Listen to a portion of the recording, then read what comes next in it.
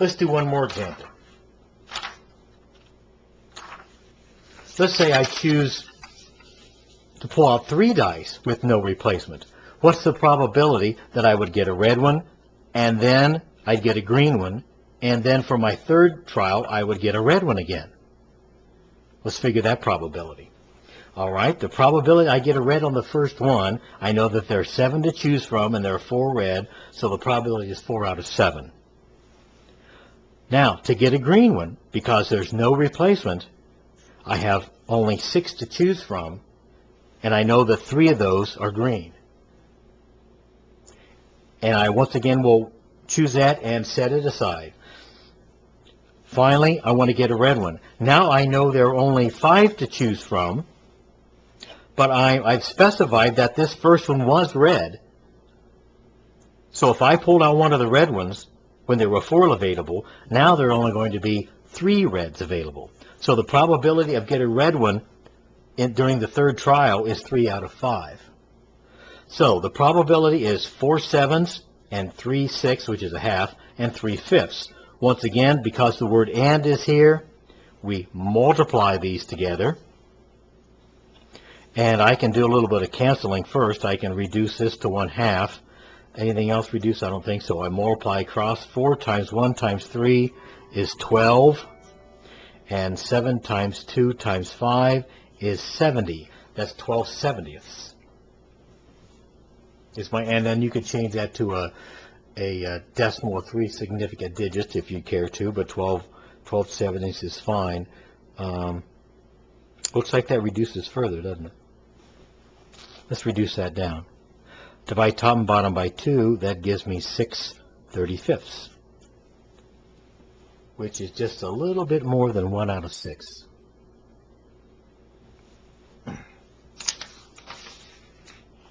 Let's do one more example. I have 10 cards. I have 1 heart, 2 diamonds, 3 spades, and 4 clubs. Okay, 1 heart, 2 diamonds, 3 spades, 4 clubs, as I've got written there on the paper. All right, what I'm going to do, I'm going to mix these all up, shuffle them all up, and I'm going to spread them out here on the table. And I'm going to perform 4 trials. That is, I'm going to randomly pick, with no replacement, 4 cards. Let's say, for example, I pick this one over here. There's 1. I'm going to set it over here and keep them in order. 1. Oh, let's pick this one. 2. Let's pick this one. 3. And let's say we pick this one on the bottom here is number 4. Okay, so I picked my 4 cards out of 10. Let's get rid of these. And I have written down a specific probability that I'm interested in. I am interested in the event in which I get the cards in this order. What's the probability that I get a heart, followed by a club, followed by another club, followed by a diamond? Well, let's calculate that probability. The probability of getting a heart as the very first one, well, please recall there was only 1 heart out of all 10, so that's going to be 1/10.